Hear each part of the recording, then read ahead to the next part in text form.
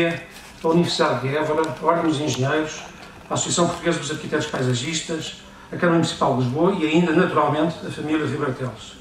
A iniciativa passou, pois, a ser ampla e de dimensão nacional, com este feliz alargamento dos promotores do prémio este que se traduz num troféu em forma de árvore da autoria do escultor Luís Cruz.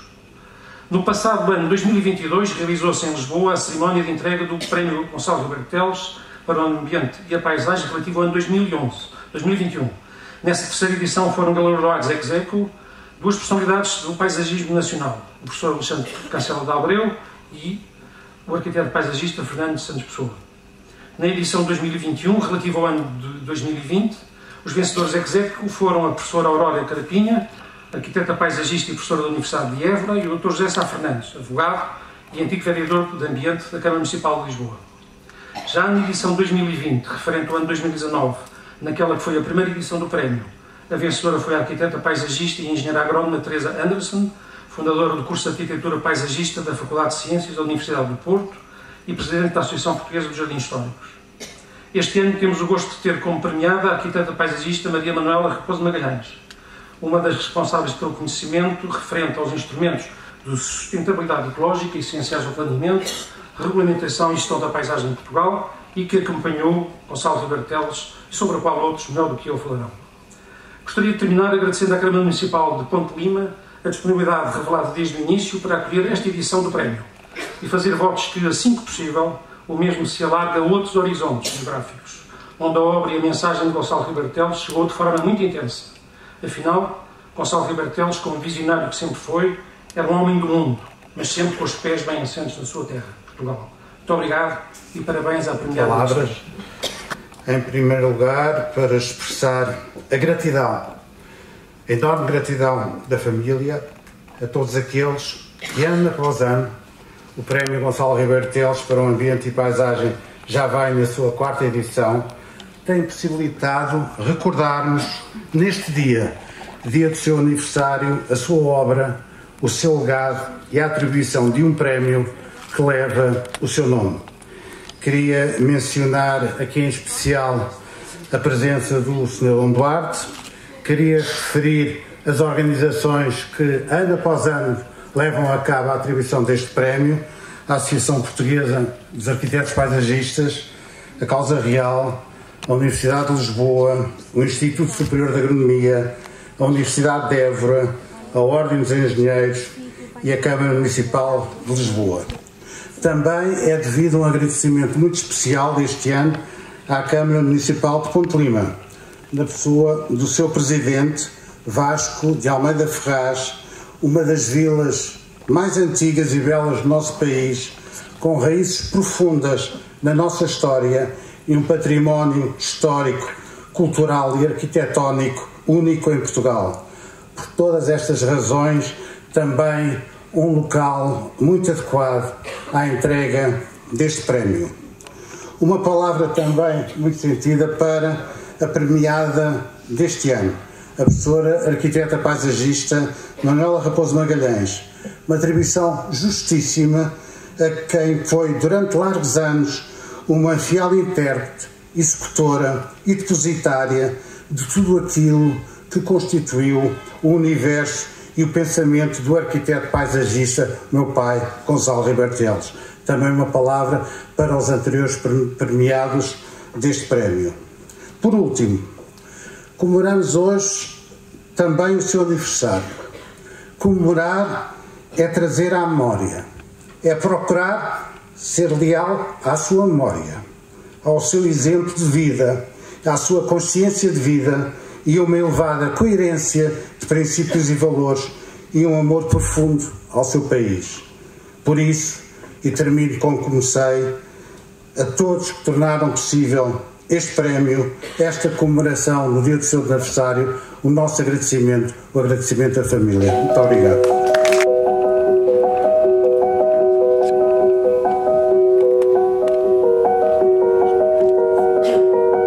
A arquitetura paisagista, enquanto arte, ciência e sensibilidade, cabe compreender o território e propor as suas melhores opções de uso, garantindo a funcionalidade, a beleza e a perenidade da vida. E é Ribartelos, com a sua comunicativa genialidade, que amplifica o que Caldeira Cabral iniciou. A arquitetura paisagista é causa pública, intergeracional, humanista e justa. E tudo é paisagem, porque a paisagem é essencialmente, e também de acordo com os ensinamentos do professor Gonçalo Ribartelos, o espelho onde se refletem as nossas opções sociais e económicas, espacializadas no território e ao longo dos tempos. Precisamos de exemplos a seguir, de pessoas de cujos percursos de vida sejam para nós referência e nos ajudem a construir esse caminho. Gonçalo Ribartelos é tudo isto e, portanto, um homem livre. Viu o que quase mais ninguém queria ou que conseguia ver em relação ao futuro do país e afirmou-o sempre, mesmo quando era mais fácil e seguro não o fazer. Sem nunca desistir, convicto daquilo que defendia, em espírito de missão e ao serviço de Portugal. Engenheiro agrónomo, arquiteto paisagista, professor mestre, foi precursor do ordenamento do território, da sustentabilidade ambiental, da interligação e harmonia entre a cidade e o campo e, como diz, fascinado pelas paisagens que tenham relação com a história. É indiscutível a atualidade dos temas e a relevância dos ensinamentos que nos têm transmitido. Recordemos das cheias de 1967, quando ele apontou o dedo à impermeabilização de bacias hidrográficas urbanas e periurbanas. Ele abriu o caminho para todos os engenheiros que procuraram evitar o erro de se construir sobre ribeiras e leitos de cheia, como se fez em Alcântara e outros locais, ao não se compreender o valor do recurso à água para as cidades e a necessidade da sua integração, não da sua exclusão. Quando se lançou a ideia deste prémio, alicerçado em méritos de percursos profissionais e cívicos relevantes e inspiradores, vários nomes se identificaram e poderiam ter sido também os indicados para receber esta primeira edição. Contudo, um deles cedo se destacou. Nunca a arquitetura paisagista foi tão precisa, como já foi referido, nestes momentos de emergência social e cultural, e nunca a Teresa foi tão precisa como agora. Uma profissão de poucos, em contraste com engenheiros, médicos ou advogados. Isto faz dos arquitetos paisagistas uma comunidade em modo de resistência e sobrevivência. Tornamos-nos um alvo vulnerável nos momentos de afirmação de mudança de políticas. Depois de 40 anos de organização associativa, não conseguimos igualar as outras profissões, inclusivamente algumas bem recentes, e ver a ordem dos arquitetos paisagistas reconhecida. Na academia, quando chega o momento dos órgãos de gestão tomarem decisões tíbias e se permitem a gestos pretensamente assertivos, o ensino de arquitetura paisagista é extinto. Não tem sido fácil nem será fácil. A adversidade leva ao combate e fortalece-nos, cria oportunidades. Mas não devia ser assim. Mas vamos resistir, atento aos sinais. Sabemos que as comunidades pequenas são vitais pelo conhecimento e prática que transportam, pela possibilidade de renovação e inovação que representam e porque podem fazer a diferença. O jardim é o ecossistema de partida do arquiteto paisagista, do jardim para a paisagem total. O arquiteto paisagista que pratica a arte do jardim e da paisagem é portador de um conhecimento ancestral. Não podemos permitir que se dispense ou apague conhecimento, seja qual for. O jardim pode ser visto como um microcosmos a partir do qual se entende o macrocosmo. A construção das grandes cidades nasceu da experiência da construção dos jardins. Os jardins são laboratórios de aclimatação de plantas, guardando soluções para a adaptação às alterações climáticas. Os jardins são redutos para a contemplação intrínseca à condição humana. São lugares de encontro dos seres humanos com a natureza. Os jardins são um dos poucos redutos do belo na sociedade contemporânea. Gostava de ver as instituições do ensino pré-escolar motivadas para educar jardineiros. Gostava de ver os nossos parques naturais, os nossos parques e jardins públicos, os nossos corredores verdes e azuis, os nossos jardins históricos, amados como lugares únicos e sagrados. É preciso dizer não à sua disneylandização. Gostava de ver a figura da paisagem cultural, há mais de 20 anos consagrada na Convenção de Património Mundial da Unesco, transposta para o quadro legal português.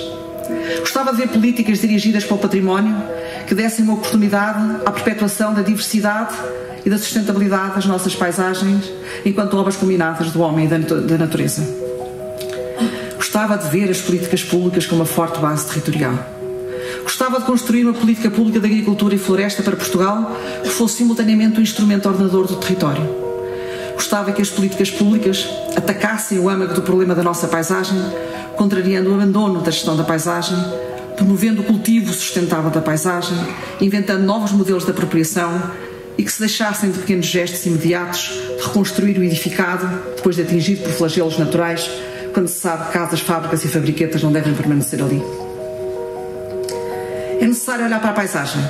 É necessário ler os sinais da paisagem. A paisagem fala-nos quando estamos predispostos a ouvi-la. A paisagem é um arquivo da nossa identidade e nela residem também as soluções para o nosso futuro viável. O caminho que temos pela frente reclama desprendimento, inteligência, reinvenção, ousadia e parece sem fim. Obrigado, Gonçalo Ribeiro Teles, por tudo o que aprendemos consigo. Devemos-lhe um pedido de desculpa coletivo por as vezes que nos alertou para a causa ambiental e da paisagem sustentável e não o ouvimos ou não o levamos a sério. Mas as suas lições e os seus gestos permanecerão. Obrigado, Gonçalo Ribeiro Teles.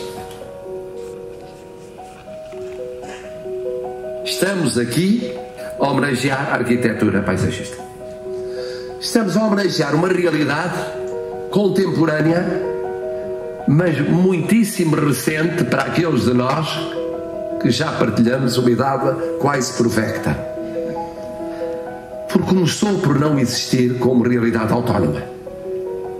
Era tão multidimensional, envolvia tanto a história, tanto a cultura, tanto a geografia, a física e a humana, tanto a engenharia, mas também a arte. Envolvia tantas vertentes disciplinares que era fácil dizer que não podia constituir uma realidade autónoma. Mas esse é um sinal do nosso tempo, o aparecimento dessas realidades, fruto da multidimensionalidade e que ganham fóruns de cidade. Foi o que aconteceu com a arquitetura paisagista. E este momento que estamos a viver é um momento de homenagem e de triunfo da arquitetura paisagista em Portugal. Não é o primeiro, não é o último, mas é um grande momento de triunfo da arquitetura paisagista.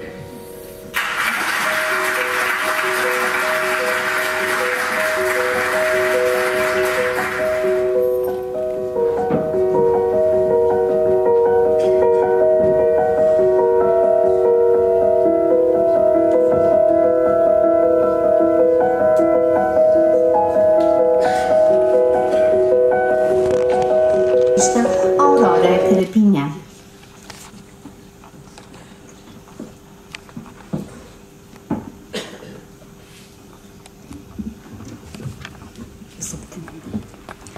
Muito boa tarde, Sr. Presidente da Câmara de Ponte Lima, Sr. Presidente da Assembleia Municipal, Sua Alteza Dom Duarte Nuno de Bragança, excelentíssimos senhores vereadores e outros representantes, e também queria saudar os outros membros do júri, mas também os premiados anteriores. Teresa, permita que me trate assim, Teresa, Alexandre, não está aqui o Sá Fernandes, nem o Fernando Pessoa. A todos, muito boa tarde. Depois deste filme, depois das palavras do Francisco, não é fácil, porque estou muito emocionada, é natural. Hoje é um dia muito importante para todos nós, arquitetos paisagistas, comemora-se os 101 anos. À família Ribeiro Teles, a minha saudação muito especial. Mas hoje estamos aqui para comemorar e para falar de Manuela Raposo Magalhães. Coube-me a mim. Não sei se levarei a bom porto, espero bem que sim, Manuela. Quando escrevi algumas palavras, que rapidamente se tornaram num pequeno texto, procurei um título. Não foi fácil. Manuela Raposo Magalhães, 52 anos de serviço e de missão. Manuela Raposo Magalhães, 52 anos a aprofundar o conhecimento e a prática da arquitetura paisagista. É este o título que eu quero, que me parece que melhor ilustra. O título deve resumir de forma muito simples aquilo que é um percurso de 52 anos. Não estou a dizer que é idosa, estou a dizer que o percurso é que é longo. Manuela Raposo Magalhães inicia este percurso em 1971, enquanto técnica superior. De 71 a 88, desempenhou funções em vários serviços ligados ao ordenamento do território. entre 77 e 78 é adjunta do Secretário de Estado do Ambiente. Foi aí que tive o prazer de a conhecer. Era então eu, aluna de Arquitetura Paisagista na Universidade de Évora. Estes primeiros anos anunciavam já os domínios científicos e profissionais da nossa premiada: ordenamento do território, planeamento, projeto de espaço urbano. Estas áreas de conhecimento vão ganhando raízes, crescendo, desenvolvendo-se e atualizando-se no pensamento e na prática de Manuela Raposo Magalhães, as quais, ou esta prática, este conhecimento, vai pondo em prática nas diversas funções que desempenhou e continua a desenvolver. Quer como chefe de divisão dos estudos de ordenamento da Direção-Geral de Ordenamento entre 82 e 83, 1982 e 83, quer mais tarde como docente do Instituto Superior de Economia, onde se vai doutorar em 1997, e lecionar as disciplinas de ordenamento do território, e onde coordenou o primeiro centro, isto é importante referirmos, de estudos de arquitetura paisagista em Portugal. Também utilizou este conhecimento e experiência como ferramentas fundamentais na sua dedicação à causa pública, enquanto cidadã ativa em defesa da qualidade de vida das comunidades. Uma verdadeira discípula de Ribartelos, diremos assim. O sentido de missão, de serviço, está sempre presente em toda a sua atividade, numa inquietação constante por antecipar soluções e encontrar respostas para os problemas que cada tempo e cada lugar apresenta. Quando, para preparar este momento, pesquisei na net, quem é que não vai à net hoje, não é? O currículo vitae de Manuela Raposo Magalhães. E fui de imediato remetida para uma plataforma que alguns de nós que somos académicos conhecemos bem, que se chama a plataforma Ciência Vita, que nos diz de forma resumida o seguinte: Manuela Raposo Magalhães concluiu o doutoramento em Arquitetura Paisagista em 97 pela Universidade de Lisboa, Instituto Superior de Agronomia, foi professora do ISA e do Instituto Superior Técnico da Universidade de Lisboa, foi autora ou coautora de 12 artigos em revistas especializadas, publicou 10 capítulos de livros, 7 livros e editou 2. Orientou vários projetos ou componentes de projetos de investigação, orientou 7 teses de doutoramento e tem 3 em curso. Orientou 4 teses de mestrado, 4 teses de mestrado pré-Bolonha e 6 pós-Bolonha. Orientou 42 teses finais de curso e orientou 16, 5 anos de estudos. Apresentou mais de 140 comunicações em público. Recebeu um prémio. Agora temos que acrescentar dois prémios. Ao ler este resumo, que calculo que não esteja atualizado, porque nenhum de nós o atualiza, em termos académicos, ninguém atualiza isto, senti que o trabalho, a dedicação à causa da arquitetura paisagista, à causa ambiental e à paisagem não estão espalhadas nas páginas da plataforma Ciência Vita, que são onde se encontra o currículo de Manuela Raposo Magalhães. De imediato questionei-me onde procurar esse outro lado da Manuela Raposo Magalhães, que no mundo digital não se encontra registado. A resposta chegou célere, simples: dar voz a quem com ela trabalhou. O texto que eu leio em seguida foram escritos a várias mãos e a várias vozes. Eu apenas sou um dispositivo que faz essa mediação. E vou começar por tinha de começar por algum. Conhecemos a professora Manuela Raposo Magalhães como alunas do 4º ano no ISA. Uma mulher elegante, cabelo curto, batom vermelho. Tinha terminado o seu doutoramento e as referências, leituras e disponibilidade intelectual coincidiu com a nossa ânsia de aprender, cativando-nos de imediato. No nosso léxico inaugurou-se uma profusão de novos conceitos e autores: estruturalismo, fenomenologia, positivismo, pós-modernismo, regionalismo crítico, homeostase, que, a par de outros mais tangíveis e mensuráveis, como morfologia da paisagem, aptidão da paisagem, pedogénese, morfogénese, plano negativo à edificação, apoiaram e conduziram o desenho de novas paisagens, com recurso à possibilidade gráfica da maquete e pintura a pastel. Quer no ensino, quer na prática, ajudou a afirmar a importância do contexto biofísico, cultural e político e da leitura em múltiplas escalas como motor do projeto, tornando evidente que não existem fronteiras entre o ordenamento do território e o projeto, e demonstrando que a prática da arquitetura paisagista parte sempre de um posicionamento crítico, independente da escala, mas enraizado nos lugares, e a partir de um questionamento de processos planetários que os determinam. Um mundo de possibilidades inaugurado por leituras aconselhadas e alimentando pela generosidade na partilha dos seus livros, carregados em sacos que levava para a universidade, abrindo a sua biblioteca pessoal à curiosidade de quem a rodeava. A sua casa, o seu círculo familiar e de amigos e as discussões sempre estimulantes que lançavam novas perspectivas sobre a paisagem. Com ela aprendemos a importância das condições biofísicas na manifestação dos lugares, a racionalidade da organização das paisagens vernaculares, a dimensão ideológica de fazer paisagem em estreita relação entre ecologia, cultura e política.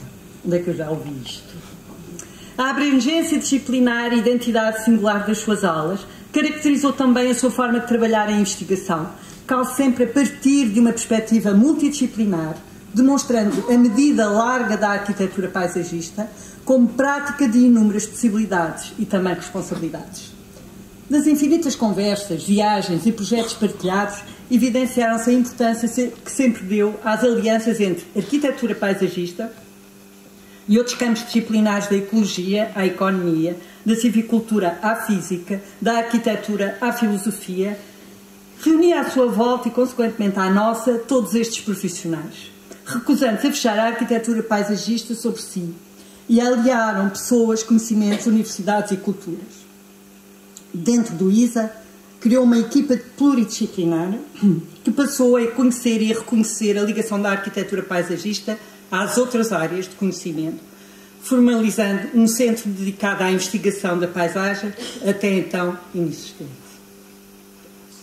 Aprendemos também sobre a tradição disciplinar da arquitetura paisagista da primeira geração de arquitetos paisagistas portugueses, quase nada registada em livros, mas partilhadas nas suas aulas, palavras e metodologias. Foi também ela que nos abriu portas ao trabalho com o professor Gonçalo Ribartelos, outro manancial de conhecimento. A divulgação do trabalho da arquitetura paisagista constitui uma qualidade que sempre a caracterizou. Sem receio, escreveu livros, artigos científicos, artigos de divulgação. Participou em inúmeras conferências, algumas connosco, abrindo sempre o seu trabalho e da sua equipa à crítica e ao reconhecimento. Passaram-se já quase 30 anos desse nosso primeiro encontro. Não sou eu que estou a falar, mas são outros. Depois de um longo percurso, em conjunto, seguimos caminhos autónomos, mas que nunca perderam de vista esta aprendizagem. Contudo, são de si, querida professora, algumas das melhores memórias que guardamos desse tempo, de universidade e de início da vida profissional. Temos a certeza que, sem este feliz encontro, faríamos uma arquitetura paisagista diferente, ensinaríamos de modo diferente e seríamos certamente pessoas diferentes. Quando falamos de si, aos nossos alunos, ou com quem nos cruzamos na prática profissional, reverberam memórias e saudades. Parabéns por este mais do que merecido prémio. Muito obrigada pelo que partilhou connosco. Catarina Raposo, Paula Gomes da Silva. Há um outro texto de uma equipa do Centro de Estudo que me fizeram chegar, eu pedi, e diz assim: querida professora Manuela, este texto surgiu do pedido da professora Aurora Carapinha, podiam ter tirado a professora. Surgiu da Aurora Carapinha no âmbito da entrega do prémio muito merecido e que muito nos honra. Surge por isso como uma oportunidade para agradecer à professora Manuela a sua amizade, empatia, humanidade e, claro, todo o conhecimento e a forma como o transmite, a confiança, a orientação e inspiração dentro e fora do âmbito académico. É um privilégio poder expressar não só a nossa admiração, mas também a forma como nos faz sentir, também nós, especiais.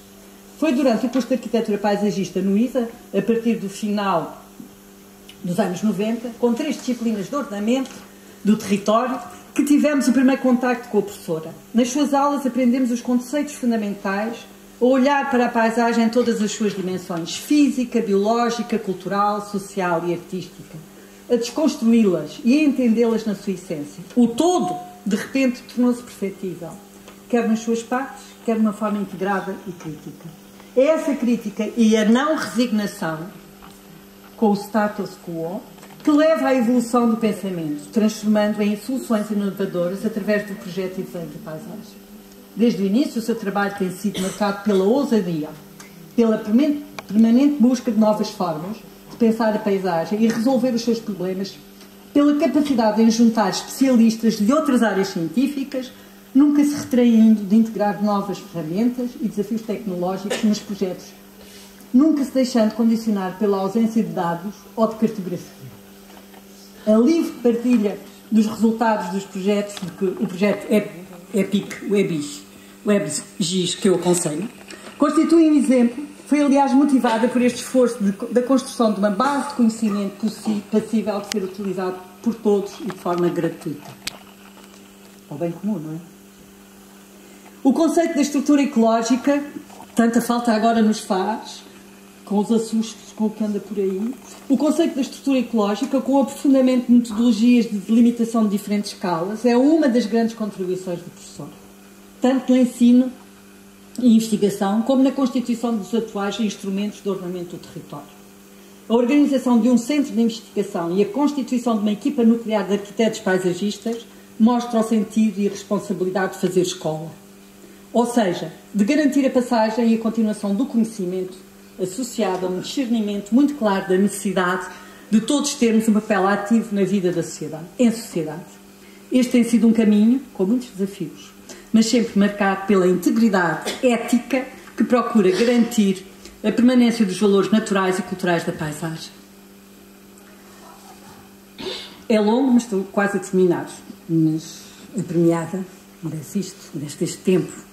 A professora deu-nos as bases para construirmos a nossa própria estrutura crítica de pensamento, conhecendo bem o que cada uma de nós é capaz e até onde conseguimos ir. Concedeu-nos a liberdade para fazer o nosso caminho, mas também uma responsabilidade acrescida relativamente ao trabalho da equipa. Desde cedo, algumas de nós, ainda a concluir o trabalho final de curso, incluímos nas reuniões de trabalho, habituando-nos a participar ativamente, ainda que isso nos tenha provocado alguns sintomas de ansiedade. E aqui tem um enorme ponto de exclamação. As visitas de estudo e a participação em conferências em Portugal e pelo mundo têm constituído oportunidades únicas de aprendizagem, com partilha de histórias, experiências, de discussão das soluções para os problemas da paisagem. Estas experiências enriquecedoras, tanto do ponto de vista académico como pessoal, têm fortalecido e unido a nossa equipa. Deixam em nós a vontade de continuar o seu legado, de procurar ter um papel ativo na sociedade com a mesma ousadia e determinação que caracteriza o seu modo de agir. Às vezes as palavras não chegam para expressar a influência que têm em nós e esperamos que este pequeno excerto transmita um pouco dessa ideia. O único conhecimento que vale é o que se nutre com a incerteza e o único pensamento que vive é o que se mantém à temperatura da sua própria destruição. Não foi a certeza nem a segurança, mas sim a necessidade que me impeliu a empreender este trabalho. Sinto-me possuído pela necessidade evidente de transubstanciação da aranha a segregar o seu fio e a tecer a sua teia. Senti-me ligado ao património planetário, animado pela religião daquilo que liga, pela rejeição daquilo que rejeita, uma solidariedade infinita. Aquilo a que tal chama o espírito do vale, recebe todas as águas que nele fluem. Edgar Morin. Este grupo me usou para eu transmitir estas palavras à professora Manuela Raposo Magalhães. Termina. Muito obrigada, professora, que continuo a ter a energia e a persistência para continuar por muitos anos junto à sua equipa. A minha mediação terminou aqui com esta frase, mas eu penso que o Gonçalo Ribeiro Teles será certamente orgulhoso deste reconhecimento e que melhor presente lhe podíamos oferecer no dia do seu aniversário. Obrigada, Manuela Raposo Magalhães. Para começar, e para não repetir e para não me esquecer de alguém, faço minhas saudações que foram feitas pelos intervenientes anteriores. e concordo e vibrei muito com o que foi dito, de modo que estou inteiramente de acordo e aplaudo tudo aquilo que foi dito no começo desta sessão. No entanto, gostaria de acrescentar só um pequeno pensamento. Estou convencido, enfim, creio que não há dúvida, de que se as elites que governaram Portugal nos últimos dezenas de anos, seja antes de 74 ou depois de 74, se tivessem prestado mais atenção ao pensamento de Gonçalo Rebelo Teles, a nossa situação atual seria muito diferente. Não só do ponto de vista ecológico, com os incêndios florestais, em que ele perfeitamente, muito visionariamente, explicou como é que se devia fazer para evitar a sua propagação, a degradação do próprio meio urbano, a maneira como vamos ter que enfrentar as subidas de temperatura prováveis nos próximos 40, 50 anos. E tudo isto é preciso que com estas cerimónias, com estes acontecimentos, façamos atenção e estudemos o seu pensamento, que tem muito, que é extremamente oportuno para hoje. Também queria lembrar que eu considero que, de algum modo, o pensamento ambiental de Rebelo Teles está associado ao pensamento político de Henrique Barrilar Ruas, e não se pode ver um sem conhecer o outro. Há um livro que foi editado recentemente pela Real Associação de Lisboa sobre o pensamento político de Henrique Barrilar Ruas. Eu diria exatamente o mesmo, quer dizer, a ignorância em relação àquilo que ambos foram defendendo durante os anos da Segunda República e o começo da Terceira República, mas sobretudo durante os anos da Segunda República. Essa ignorância é que levaram a situações que são muito más, muito dramáticas e que podiam ter sido evitadas e que podem ser melhoradas se começarmos a prestar atenção a elas. Desde a questão da maneira de evitar a propagação descontrolada dos incêndios florestais até a situação muito pouco habitável das grandes cidades, até a degradação da paisagem urbana e rural. Mas hoje em dia, a opinião pública, as elites culturais, enfim, compreendem que os monumentos têm que ser preservados e defendem-no. No entanto, nós vemos monumentos, castelos e instalações, enfim, instituições de grande qualidade histórica a ser desfiguradas de uma maneira bastante irresponsável. As câmaras municipais lutam, em geral, para defender o seu património. Ótimo exemplo é o da Câmara de Ponte de Lima, mas há, felizmente, muitas outras câmaras municipais que também conduzem essa luta. No entanto, o poder central do Estado, muitas vezes, vai atrás de fórmulas feitas, de pensamento de alguns arquitetos, que eu chamaria mais de arquitontos do que arquitetos, porque não percebem que realmente nós não podemos desfigurar o nosso país e continuar a achar que está tudo muito bem. Os nossos netos vão pedir contas porque é que nós deixámos desfigurar Portugal desta maneira. Não? E as próprias populações, por exemplo, os habitantes dos bairros suburbanos, em geral, têm a infelicidade de viver em lugares muito feios, que eles não gostam e sentem-se mal ali. Podíamos muito bem ajudá-los a melhorar este estado de coisas. Enfim, não me vou alongar, mas apelo a que nós todos, e as pessoas mais lúcidas e mais abertas aos problemas culturais da política, prestemos atenção, relemos, republiquemos o pensamento político e cultural de Gonçalo Rebelo Teles e também de Henrique Barrilar Ruas e de outros pensadores, como o professor Caldeira Cabral e outros que realmente explicaram coisas importantíssimas e que hoje não estamos a prestar atenção. Os meus sinceros parabéns para esta comissão que organizou esta cerimónia e este prémio. Estão a fazer um ato altamente patriótico e humanitário, em que espero muito que o país inteiro preste atenção ao que se fez aqui e comece a meditar sobre o que é preciso mudar sobre a nossa visão política. Os parabéns e muito obrigado.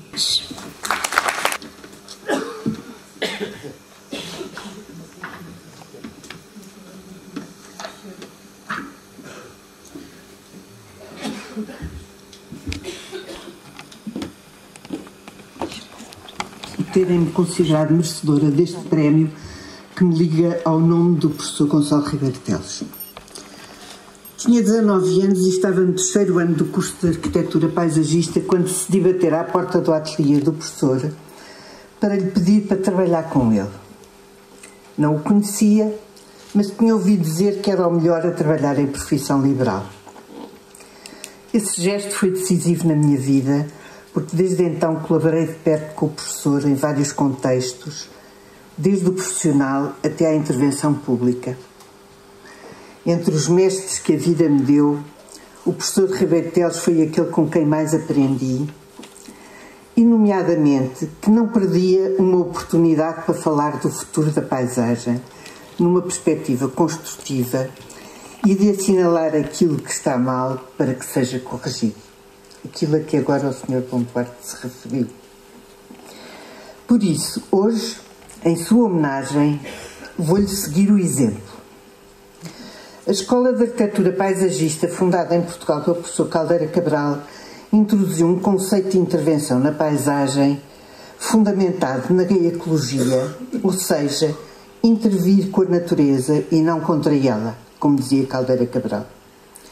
Este modo de fazer, que em grande parte constituía a base da intervenção tradicional na paisagem, foi profundamente alterado com as novas ferramentas postas à nossa disposição pela Revolução Industrial. É assim que nasce a profissão de arquitetura paisagista, para corrigir os estragos provocados no equilíbrio ecológico da paisagem e repor o funcionamento dos ecossistemas, recorrendo aos meios tecnológicos agora disponíveis.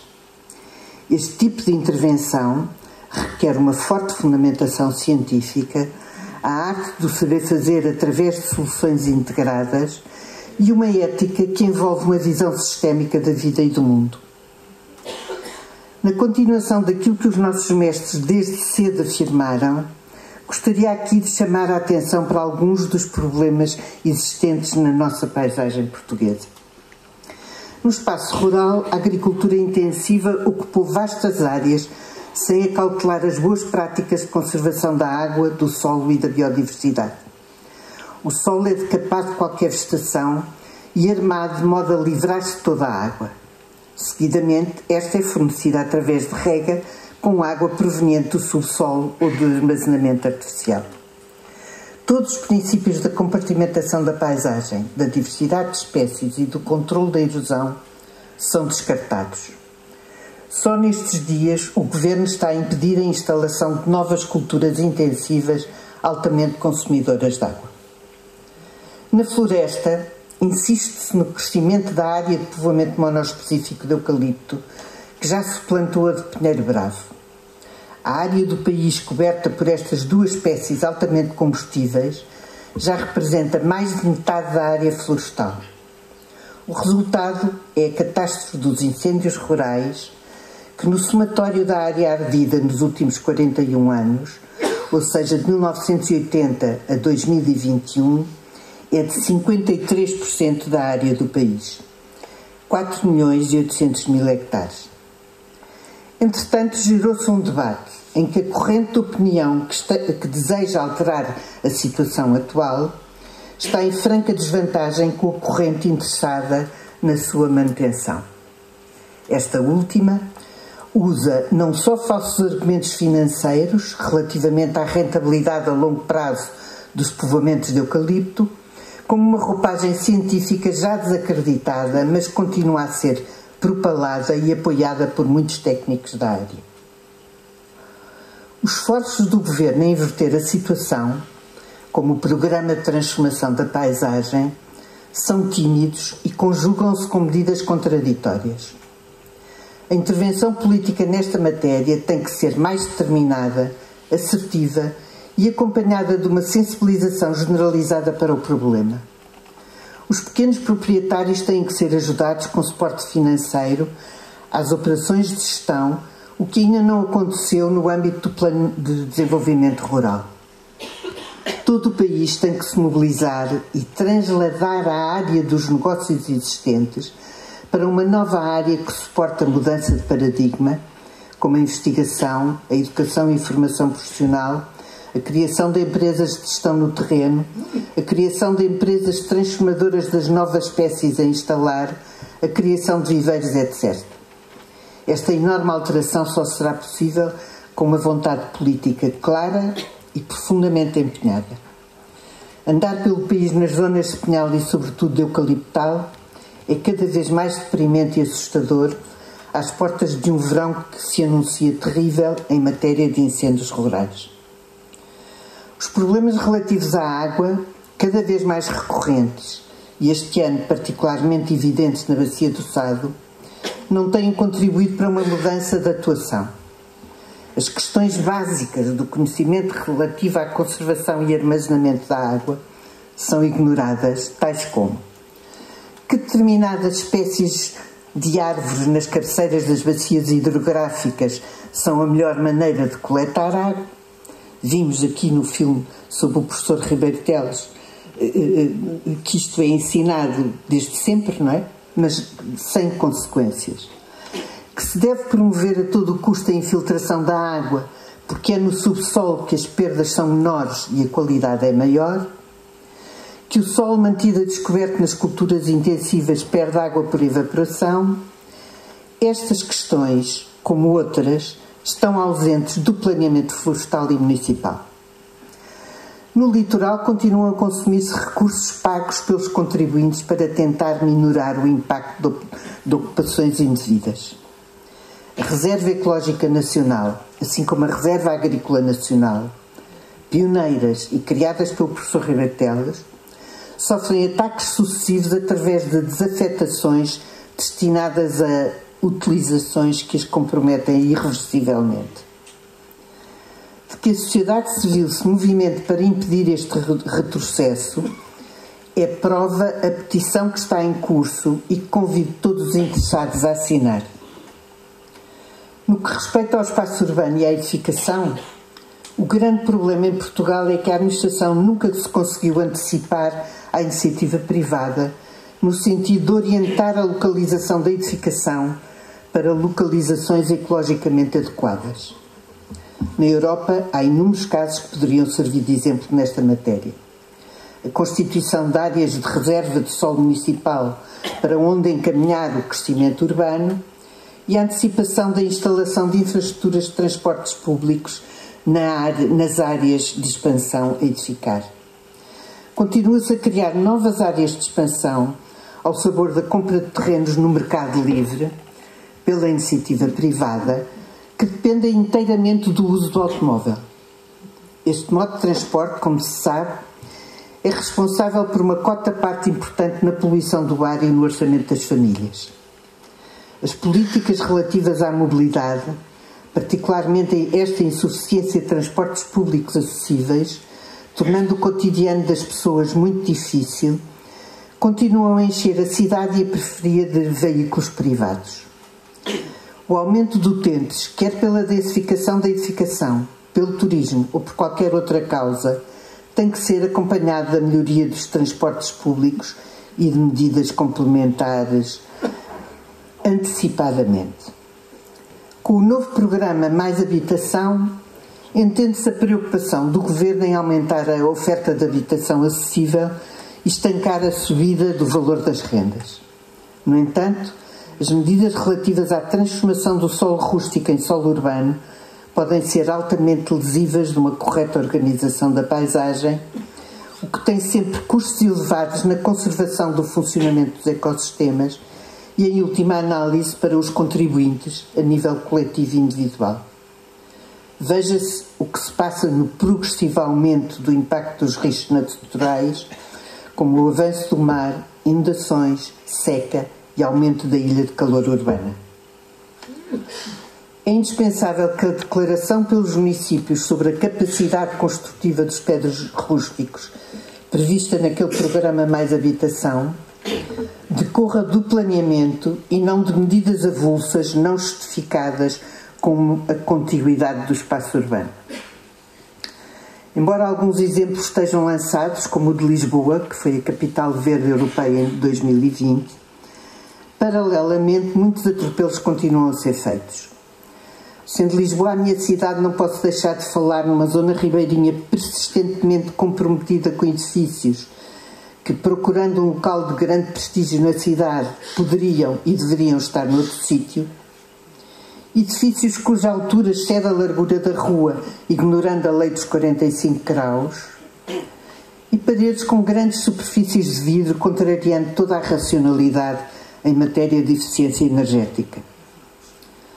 Para finalizar, Portugal, que tão cedo iniciou políticas de ordenamento do território progressistas relativamente ao seu tempo, e por iniciativa do professor Ribeiro Teles, está agora a regredir relativamente ao caminho iniciado nos anos 70.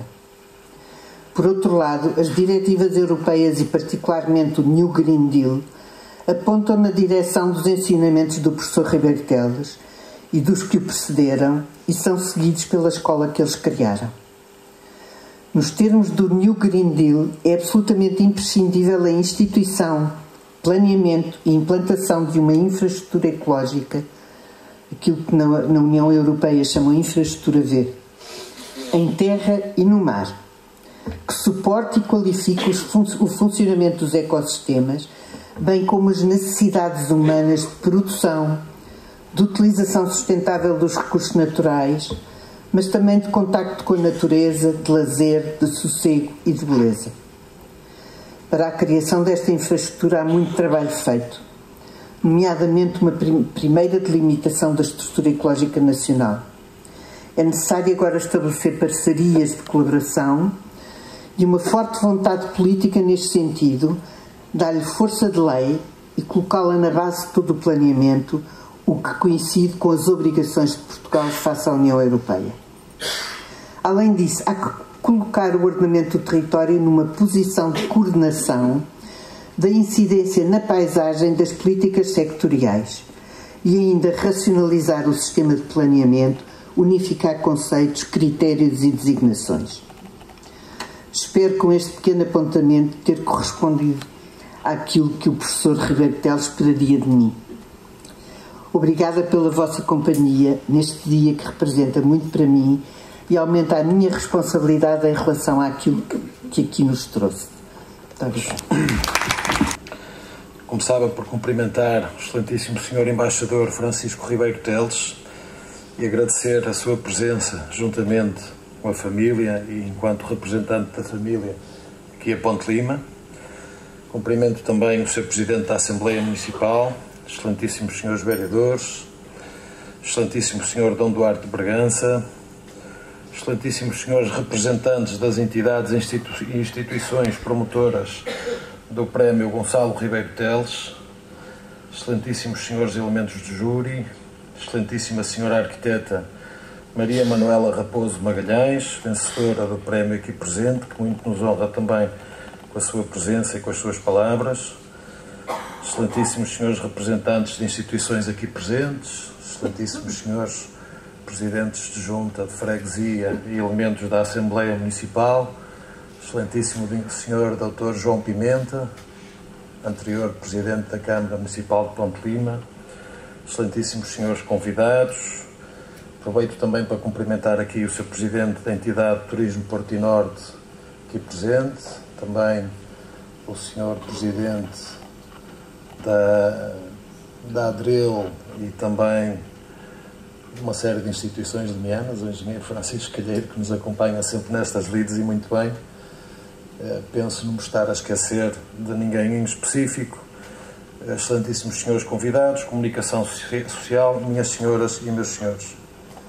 Colhemos hoje em Ponte Lima pela primeira vez a cerimónia de entrega do Prémio Gonçalo Ribeiro Teles para o Ambiente e para a Paisagem, que distingue personalidades que se tenham evidenciado nas áreas do ambiente e da paisagem e com percursos de vida ligados ao serviço cívico.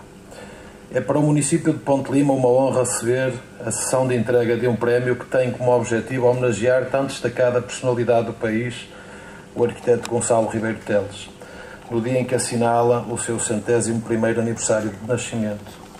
Pela sua visão e projetos desenvolvidos, destacou-se na arquitetura paisagista em Portugal, deixando a sua marca em vários locais públicos que foram por ele redefinidos e ganharam uma nova vida e mais sustentável. A preservação do ambiente foi sempre uma das suas batalhas e é de enaltecer o seu trabalho em prol da proteção dos parques naturais. Foi um homem à frente do seu tempo, pensando e alertando para os problemas ambientais com que hoje nos debatemos. Não haverá melhor forma de perpetuar a sua memória e o seu legado do que continuar a trabalhar afincadamente na área ambiental. Continuar a lutar pelo ordenamento das nossas paisagens, pela criação de jardins públicos e espaços públicos ajardinados, onde as pessoas possam viver em harmonia com a natureza. Todos sabemos da importância que os jardins e espaços de lazer públicos ajardinados têm hoje nas nossas populações, sobretudo nas áreas mais urbanas e mais citadinas. Aqui, no nosso território, podemos considerar-nos uns felizardos. Poder usufruir de toda a natureza que nos rodeia, sendo o ambiente um dos nossos grandes pilares de desenvolvimento. Hoje, Ponte Lima afirma-se como a vila mais florida de Portugal, com vários jardins públicos e privados que se constituem como uma referência nacional e internacional. Compete-nos a todos preservar aquilo que é de todos e, em Ponte Lima, cuidamos da área ambiental e pensar no presente, mas sobretudo no futuro e nas gerações vindouras, tendo desenvolvido diversos projetos reconhecidos a nível nacional e internacionalmente. Não é por acaso que daqui seguiremos para a abertura oficial da 18ª edição do Festival de Jardins de Ponte Lima, um evento de referência nacional e de nível também internacional no que aos jardins diz respeito e onde podem ser admirados trabalhos excepcionais de paisagistas. Em Ponte Lima, felizmente, podemos desfrutar de diversos jardins públicos onde os nossos concidadãos podem passar belos momentos de lazer, espaços que privilegiam o convívio intergeracional, que promovem a diversidade ambiental e cultural. Gonçalo Ribeiro Teles inspirou e continua a inspirar profissionais ligados à arquitetura paisagista e não só. Este prémio é um exemplo de como o seu legado se mantém e a vencedora, a arquiteta paisagista Maria Manuela Raposo Magalhães, a quem felicito pela distinção, comprova isso mesmo. Acompanho de perto Gonçalo Ribeiro Teles, tendo dado continuidade aos seus ensinamentos e hoje, com esta atribuição, foi-lhe reconhecido o empenho, a defesa dos valores ambientais e ecológicos e o contributo referente ao instrumento de sustentabilidade ecológica essenciais ao planeamento, regulamentação e gestão da paisagem em Portugal. Esperemos que este prémio possa continuar a inspirar outros a seguirem o exemplo de Maria Manuela Raposo Magalhães e de Gonçalo Ribeiro Teles e que, sobretudo, os jovens arquitetos paisagistas e profissionais da área apresentem projetos, inovem e colaborem com as entidades públicas na persecução do objetivo comum, a melhoria ambiental. Deixo aqui um agradecimento especial e particular à família de Ribeiro Teles, à Associação Portuguesa de Arquitetos Paisagistas, à Ordem dos Engenheiros, ao Instituto Superior de Agronomia da Universidade de Lisboa, à Universidade de Évora e à Causa Real pela escolha do município de Ponte Lima para a realização desta cerimónia. Foi um gosto recebê-los na nossa casa. Espero, para quem esta foi uma visita curta, possam regressar novamente a Ponte Lima com mais calma, com mais tempo, para admirar e desfrutar os nossos espaços verdes, os nossos jardins, da nossa área de paisagem protegida das lagoas de São Pedro de Arcos e das nossas paisagens, que são belíssimas e, de certo, vos inspirarão a trabalhar pelo futuro do ambiente. Aproveitando com isto também para vos convidar a todos para a inauguração da 18ª edição do Festival Internacional de Jardins de Ponte Lima, que vai acontecer mesmo hoje à tarde, às 17 horas. Agradeço-vos a todos a presença e a participação na entrega deste prémio. Não queria apenas só deixar ficar aqui uma nota pessoal à senhora arquiteta, que me pareceu, como aliás este Executivo tem tentado trabalhar nesse sentido, que é exatamente a causa ambiental, de lhe deixar ficar uma pequena palavra, porque acho que efetivamente continua a ser uma das pessoas interessadas naquilo que são as causas ambientais do país, apenas para lhe dizer que daquilo que tem sido a nossa experiência próxima junto de uma série de entidades, nomeadamente para aquilo que é a revisão do nosso Plano Diretor Municipal de Ponte Lima, que continuamos em Portugal com muita gente que ainda não sabe fazer urbanismo e sem, com isto, vos dizer que Ponte Lima cederá, porque não o fará de certeza absoluta, aquilo que muitas vezes são os interesses das grandes unidades e dos grandes investidores. Nós temos efetivamente uma preocupação consideravelmente elevada em relação àquilo que é a manutenção das nossas paisagens e a recuperação das nossas paisagens, e continuamos a ver, nomeadamente naquilo que diz respeito, por exemplo, ao ordenamento florestal, a não termos absolutamente nada que nos dê um caminho, que nos dê o intuito, e andamos, isso sim, junto com os privados, a tentarmos trabalhar naquilo que serão as possíveis e futuras compensações de carbono, para trabalharmos em prol da nossa floresta e para devolvermos novamente aquilo que era a nossa paisagem autóctone. Por isso, agradeço-lhe a sua presença, agradeço também que continue a dar ao país aquilo que é o seu trabalho, desinteressado certamente, mas com uma paixão enorme por aquilo que é o nosso planeamento em Portugal. Muito obrigado a todos.